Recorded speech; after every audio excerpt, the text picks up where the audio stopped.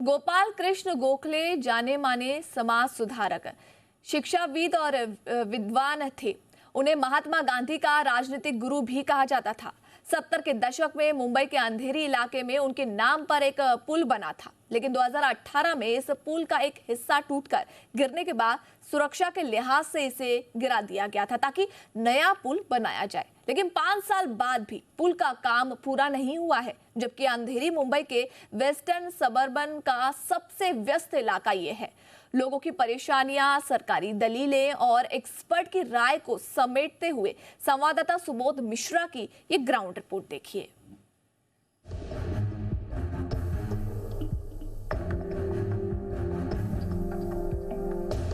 मुंबई का दिल भले ही बहुत बड़ा है, लेकिन हकीकत यह है कि शहर में जगह बहुत कम है। शहर के एक सिरे से दूसरे सिरे तक जाने वाली सड़कें गिनी चुनी हैं, जो हैं भी वो बहुत सक्रिय हैं। ऐसे में अगर किसी रास्ते पर आवाजाही बंद हो जाए तो किसी मुसीबत से कम नहीं है। अंधेरी स्टेशन के पास रेलवे लाइन के ऊपर से जाने वाले पुल को गिराने के बाद लोगों को भारी परेशानी हो रही है। देखते देखते 5 साल हो गए हैं। शहर में बाकी सब काम हो रहा है, लेकिन पुल बनने की रफ्तार बहुत सुस्त है। अगर पॉलिटिकल विल हो तो हो सकता है, लेकिन कोई भी इंफ्रास्ट्रक्चर प्रोजेक्ट होता है ना, they always give just one last date. लेकिन वेदर इट इज 2 महीना है, 4 महीना है या 2 साल भी है, तो जो वीकली प्रोग्रेस जो बोलते हैं ना, या periodical progress which one can monitor, वो आम जनता को पता ही नहीं चलता है। सवाल यह है कि क्या प्रशासन को लोगों की दिक्कतों से कोई लेना देना नहीं है? क्योंकि जब गोखले पुल चालू था तब लोगों को ईस्ट से वेस्ट जाने या आने में महज 2 से 3 मिनट लगते थे, लेकिन अब पीक आवर्स में 1 से 1.5 घंटा तक लगता है। जबकि अंधेरी में ऑफिस जाने वालों की भारी भीड़ रहती है, क्योंकि बड़ी संख्या में कंपनियों के दफ्तर यहाँ हैं। It's a headache, especially for the school children.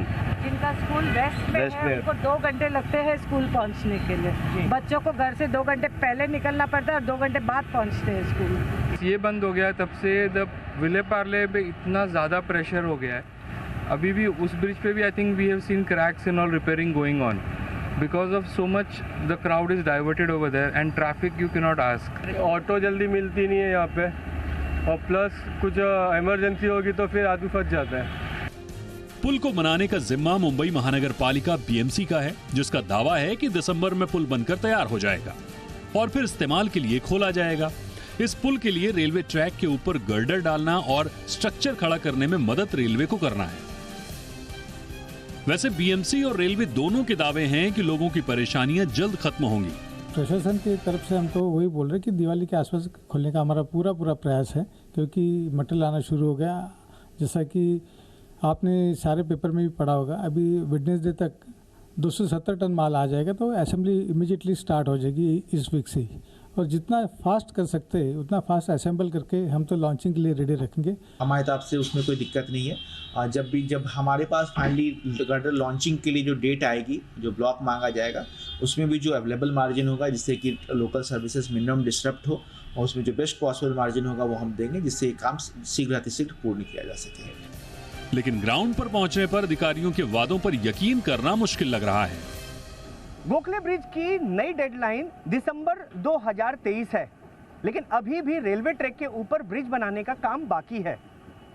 तो अब देखना यह होगा कि यह प्रशासन अपना काम पूरा कर लेगा, जिसकी उम्मीद कम दिख रही है, या फिर नई डेडलाइन देगा। कैमरामैन अशरफ के साथ सुबोध मिश्रा, जी मीडिया, मुंबई।